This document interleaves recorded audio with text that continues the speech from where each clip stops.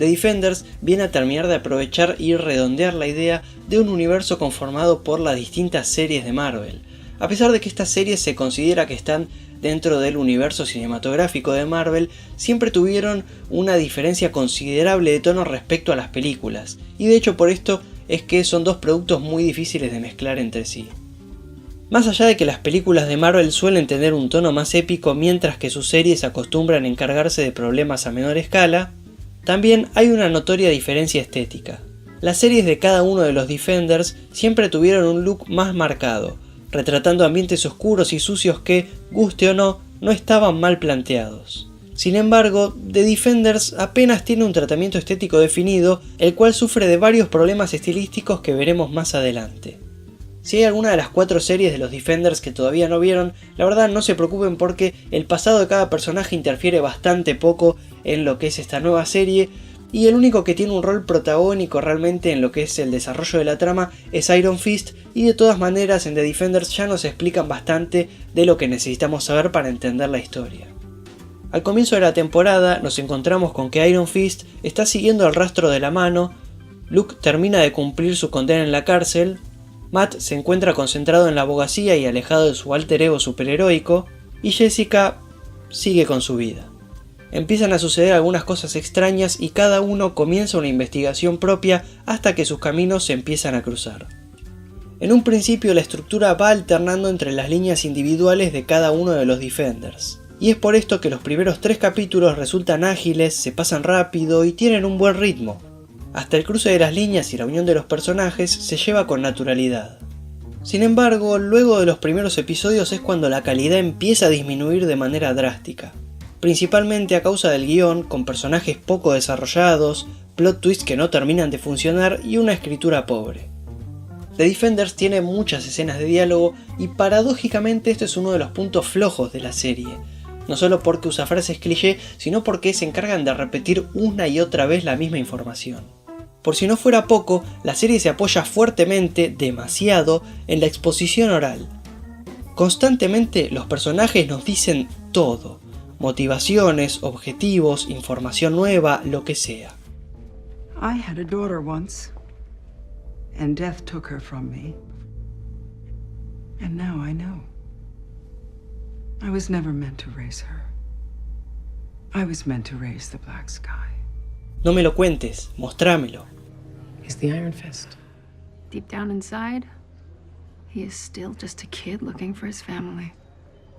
And with me, and with them, I almost had it. Mostrámelo.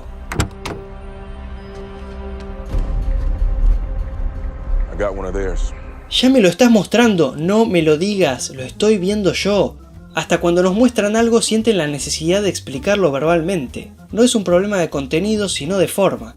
Esto es una de las maneras más básicas y pobres de escribir un guión, donde en lugar de utilizar herramientas propias del lenguaje audiovisual, eligen lo literal, la salida más fácil y menos cinematográfica.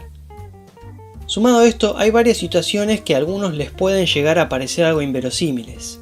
Partiendo de que si la mano es una amenaza tan grande como se la plantea, es difícil creer que héroes como los Vengadores no intervengan. Pasando por el cliché de que la mano desaparece casi instantáneamente de manera irreal como lo hace Batman, o que Elektra salte a través de un vidrio cuando tranquilamente podría haberse ido caminando por la puerta sin llamar la atención y de hecho le hubiera convenido más. Los villanos de las series de cada uno de los Defenders, en mayor o menor medida, solían estar bastante bien desarrollados. Explorábamos su pasado, entendíamos cómo llegaron a ser lo que son y por qué tienen tanto deseo de hacer lo que hacen. Sin embargo, acá Marvel volvió a caer en lo que suele ser uno de los grandes problemas de sus películas, los villanos genéricos. En The Defenders los villanos nuevamente son la asociación conocida como la mano, pero esta vez se le da más lugar a los líderes de ella, entre los que se encuentra Sigourney Weaver interpretando a Alexandra, una de las líderes de la mano a quien más lugar le da el relato. La hacen padecer una enfermedad terminal que no sugiere ni desemboca en nada, además de incluirnos numerosas escenas donde vemos a los líderes de la mano discutiendo. Pero ni de esa forma logra que ninguno de ellos consiga algo de carisma. No terminan siendo más que villanos que quieren dominar el mundo o más específicamente conseguir la vida eterna, como nos lo repiten incontables veces a lo largo de la temporada. Pero bueno, salgamos de lo que es el guión y vamos a la parte estilística. Como dije antes, la serie no parece tener demasiada unidad a nivel estético. Al comienzo de la temporada, cada personaje tiene un color particular asignado.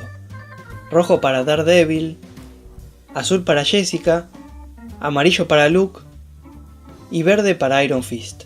Este criterio, si bien es interesante de ver en acción, lamentablemente se va perdiendo en la segunda mitad de la temporada, así como también hay un desbalance en la calidad de las escenas de acción. Algunas están bastante bien, otras son un poco más intrascendentes, hasta llegar a la shaky camera, ese recurso tan molesto como barato de mover la cámara intensamente en un intento por darle dinamismo a una escena, haciendo que muchas veces no se entienda siquiera qué es lo que está sucediendo. Igual de desparejo es el tratamiento de cámara general. Si bien hay algunas tomas con buenos encuadres y una fotografía trabajada, también hay otras tomas que son totalmente desprolijas sin necesidad o con movimientos de cámara sin sentido. Además de algunos recursos mal ejecutados, como un match cut que apenas pega, o un intento de estilizar una secuencia utilizando música clásica.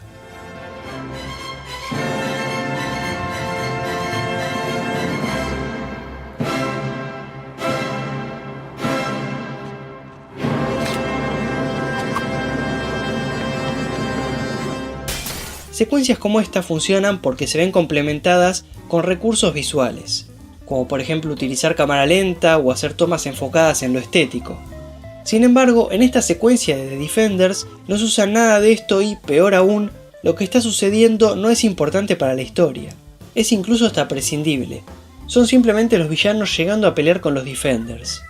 No tiene sentido darle un tono épico o buscar una estilización particular cuando lo que está pasando en pantalla no tiene peso para la historia. Por todos los elementos que le critiqué, podría interpretarse como que The Defenders me parece una pésima serie, pero si bien no diría que es buena, sí tiene algunas cosas rescatables.